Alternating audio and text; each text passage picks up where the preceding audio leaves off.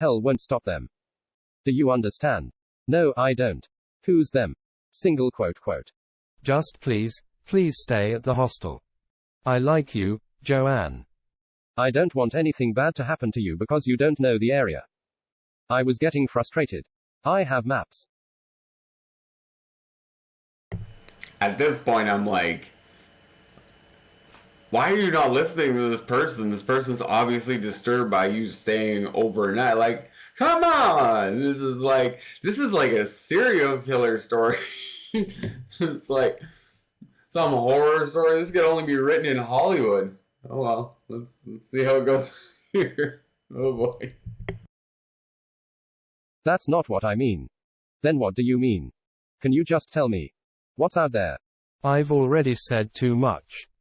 Seriously, Joanne, it's bad luck to talk about it. Don't worry, don't freak out, just stay at hostels and in registered campsites until you hit California. Please. I sighed. Okay. Fine. Thank you for the heads up. Over the next few hours, I tried. Finally, a little bit of reason pops in her head. I'm starting to get worried. Over the next few hours, I tried to subtly ask more questions, but she was smart and incredibly stubborn. She always just shook her head and steered the conversation back to road stories. I dropped her in Albuquerque a little after midnight, right on her friend's doorstep. She was a woman named Jess, and tried to invite me to stay the night, but I didn't want to take advantage of her hospitality or intrude on the two reunited friends. Kara begged me to stay until the sun came up, promising that it was no big deal, and only calmed down and let me go when I lied and said I was gonna head back to the hostel in Santa Fe. We hugged goodbye. I gave her my phone number and we vowed to see each other again someday. Okay, I was wrong. She has not gained any more common sense. Oh boy, here we go. I gave her my phone number and we vowed to see each other again someday. Jess and Kara waved at me from the driveway until they were specks in my rearview, and I got back on the interstate, heading west. I felt a little bad for breaking my promise to Kara not to sleep in my van, but I couldn't really think of a reason not to besides her vague ominous warnings. And as close as I'd gotten to Kara, probably as close as you can get to another person in a matter of hours, I didn't put a lot of stock in her fear. Though she insisted that the desert is totally different from what I know, there are people like her where I'm from too. People who believe that a couple of sticks can tell you where to dig a well, that you can tell a baby's gender by how low the pregnant mother's belly hangs, or that eating black-eyed peas on New Year's Day brings you luck and wealth in the new year. And I'm not claiming to be a complete skeptic. I'd eaten my share of black-eyed peas year after year, lovingly prepared by my mother, but this solo trip was supposed to be about discovery. And playing it safe was no way to find myself. And hell, in the spirit of honesty, I don't know about that. I think playing safe is a good way to find yourself. Not playing safe is a good way to lose yourself. Oh boy. I was dead tired. Getting Kara to Albuquerque had been a couple hours past my planned destination, and I'd been driving since early in the morning. Once I felt I was sufficiently far from the city, I took an exit, drove down a dirt road till I couldn't see the interstate, put up my window shades, dropped my boots and my dad's boots outside the back door, and passed out. I woke up a couple hours later. I knew it had only been a couple hours because it was still dark out and I was still exhausted. At first, I didn't understand what had woken me up, until I heard the sound of footsteps crunching in the sand outside. I froze, alarm bells going off in my head, remembering Kara's warnings. But as I kept listening, they walked away. They weren't even particularly loud. It very well could have been a coyote or antelope or some other desert animal. I was surprised I'd even woken up. Breathing a sigh of relief, I turned over and tried to fall back asleep. But just as I reached that place between waking and sleeping, I bolted upright. A chill had gone down my spine, an unexplainable jolt of adrenaline. I listened carefully, and sure enough, the footsteps had returned outside. I listened as they walked in a slow circle around the van. Then another. Then another. What do they want? I thought. If it's an animal, it's smelled everything it can possibly smell by now. What is it doing? Then, without warning, a large thump against the side of the van made me jump. I let out a little yelp, against my will, and then immediately slapped my hand over my mouth. Please tell me it didn't hear that. But it did. Or, at least I think it did, because the strangest noise started coming from outside. My immediate instinct was that it sounded like a laugh, but not. It was a halting, hiccuping, throaty sound, sort of like a coyote yelping, or maybe an elk bugling, but quick and rhythmic. And it was quiet, forcing me to really focus to comprehend it at all, but then it cut off before I could. For a moment, there was only soft desert wind. Then, the footsteps walked off. Sleeping was hard after that. Despite my exhaustion, I laid there for the better part of an hour, my heart beating in my ears, anticipating the return of walking feet outside. I don't know when I finally went to sleep, but when I woke, it was 9 a.m., and the inside of the van was getting hot from the sun. In the light of day, I cautiously removed my window shades, remembering last night's events, scared of what I might see. But the desert outside looked like a desert. No footprints in the sand, no dent on the side of my van that had been thumped, no police officer waiting to arrest me for illegally camping on private property. I would have been tripped right out. I probably wouldn't have got out of the vehicle either. But I probably would have drove away from that spot.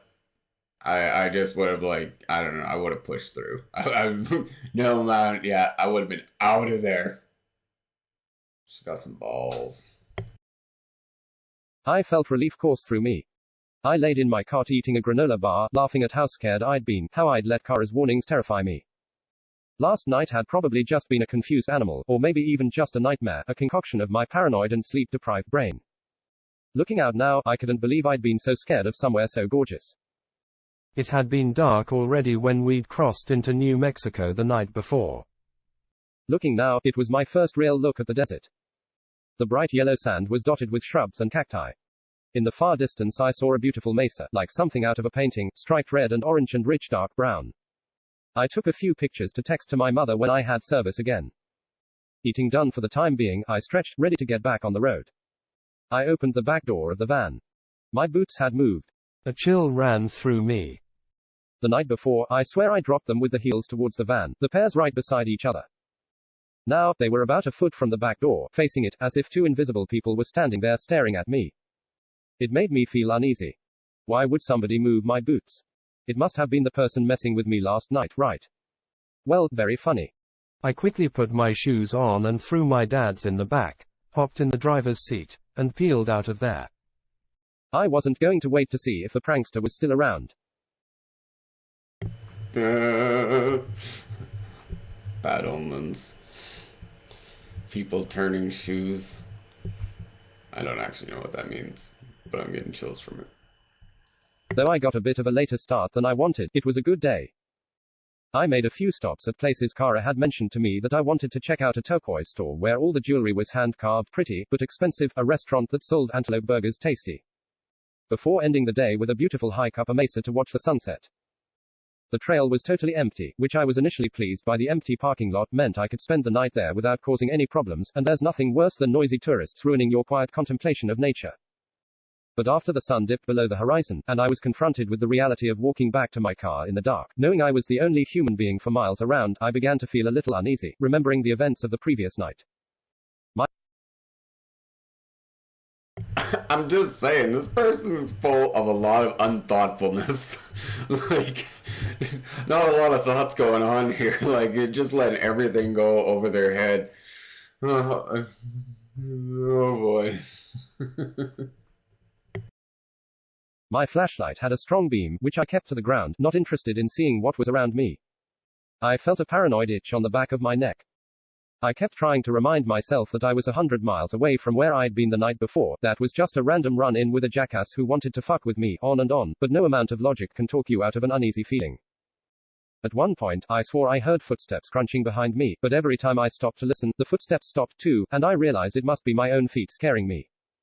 Nothing else made sense. Usually, when you're hiking alone, it's a good idea to hum, chant, or sing. I'd been singing the entire hike up. It doesn't matter if you can sing well, it's just about making noise. Constant noise assures that any wild animals nearby will hear you coming, and most likely leave the area.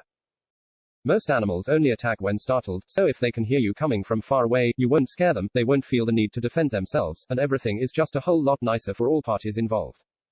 But that night, I couldn't bring myself to make any unnecessary noise. Usually, I love hiking at night. It's a great opportunity to look at the stars, especially in the desert like this where there are no trees. But I walked as quickly as I could back to the van, dwelling on nothing, the feeling on the back of my neck never going away. When I got there, I dropped my boots outside and immediately shut and locked the doors. I breathed a sigh of relief, feeling as if I'd just escaped from a chase with a murderer, though I'd shined the flashlight behind me a few times and seen with my own eyes that nothing was pursuing me. I put up my window shades and ate some cold leftovers from earlier. I had been planning on cooking a nice dinner over a fire after my hike, but now inside the van, I couldn't bring myself to get out. It was still only about 9 p.m., so I read a book on my cot by the light of my flashlight until I eventually fell asleep. I woke up in the night, again, to footsteps around the van. I started shaking. Something about this thing, energy, presence, nightmare, something about it made me feel like a kid again, terrified and small, unable to protect myself. The footsteps circled the van. Then circled again. And again. I lay completely still. It thumped against the van's side, making the whole vehicle shake, but this time, I was ready. I didn't yelp. It felt like a minuscule victory. But then it thumped against the other side of the van. Then the front. Then the back doors. It was like a barrage from all sides, like a group of people were trying to get in, trying to break the doors down. I bit my tongue as the thumping got louder, closer together, making me realize, this can't just be one thing. It was all around me. How can one thing surround a van? After about 10 minutes, it got so bad that I thought the van might actually cave in around me. The banging was so loud, Aggie was shaking so bad they had to be making dents out there. I gritted my teeth. No matter how scared I might be, I wasn't a kid, and I could defend myself. Mustering my courage, I yelled out, "Stop it." The thumping ceased all at once. Get away from my van right now. I have a gun in here, and I'm not afraid to use it. I tried not to let my voice crack on my bluff. I had a hatchet and a knife, but a gun was the one thing I wasn't equipped with on this trip. I knew how to use one, but I never took the classes or got the license, and the last thing I wanted was to get pulled over in another state and caught with an illegal firearm in my van. The person or people or thing outside was quiet for a moment. And then it or they or whatever made that noise again. The hiccuping, laughing, jolting noise. It was all around me, much louder than the first time. It was such a horrifically unnatural noise, I can't believe I compared it to a coyote or an elk. No animal I've ever heard could make a sound like that. So choked and wheezy and wet, and I don't know how to say it in words, but I know I'll never be able to get it out of my head. Panic rising in my chest, I kept talking. I'm serious. Leave now. And I'm just getting chills listening to this. I would be so freaked out having your whole van like shucking around and stuff like that. I don't know what you guys think. I'm thinking chupacabra, but I don't know. Let's go. The sound died down. I heard the footsteps start to circle my car again. They stopped short by the back door. Then I heard them getting farther away. It worked. My intimidation worked. I was overjoyed for about 5 seconds. And then I heard, as it walked away, it began singing the song. The one I sang on the hike up the mesa. It couldn't form words, really, so it was just a tune, but it was unmistakable. In broken, weird, wheezy tones, the thing sang my song.